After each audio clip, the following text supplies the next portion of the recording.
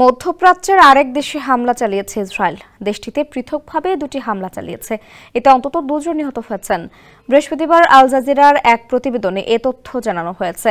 লেবাননের স্বাস্থ্য মন্ত্রণালয় জানিয়েছে, দেশটির দক্ষিণাঞ্চলে ইসরায়েল দুটি পৃথক বিমান হামলা চালিয়েছে। এই হামলা অন্তত 2 জন নিহত হয়েছেন। মন্ত্রণালয় জানিয়েছে, সাকরা ও বারাশিত শহরের মাঝে একটি বুলডোজারে ইসরায়েল ড্রোন হামলা চালিয়েছে। এতে 1 জন নিহত হয়েছেন। এছাড়া বেইত লিফ শহরে একটি মোটরসাইকেলে ড্রোন হামলা হয়েছে। এতে আরও 1 জন নিহত হয়েছেন। গত বছরের নভেম্বরে ইসরায়েল ও লেবাননের প্রতিরোধ যোদ্ধা হিজবুল্লাহর মধ্যে যুদ্ধবিরতি কার্যকর হয়। তবে এরপরও দেশটি নিয়মিতভাবে লেবাননে হামলা চালিয়ে আসছে।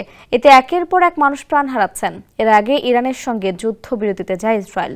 মার্কিন প্রেসিডেন্ট ডোনাল্ড ট্রাম্প 2 দেশের মধ্যকার যুদ্ধবিরতির ঘোষণা দেন। ট্রুথ সোশ্যালে এক পোস্টে তিনি বলেন, ইরান ও ইসরায়েল একটি সম্পূর্ণ যুদ্ধবিরতিতে চূড়ান্তভাবে সম্মতি হয়েছে। প্রাথমিকভাবে এই যুদ্ধবিরতি 12 ঘণ্টা ধরে চলবে। এরপরে যুদ্ধকে সমাপ্ত হিসেবে ঘোষণা করা হবে। তিনি লেখেন, যুদ্ধবিরতির সময় দুপক্ষই শান্তিপূর্ণ ও সম্মানজনক আচরণ বজায় রাখবে। আমরা ধরে নিচ্ছি সবকিছু পরিকল্পনা অনুযায়ী চলবে, যা অবশ্যই হবে। এজন্য আমি ইসরায়েল ও ইরান উভয় দেশকে সাহস, ধৈর্য ও বুদ্ধিমত্তার জন্য অভিনন্দন জানাই।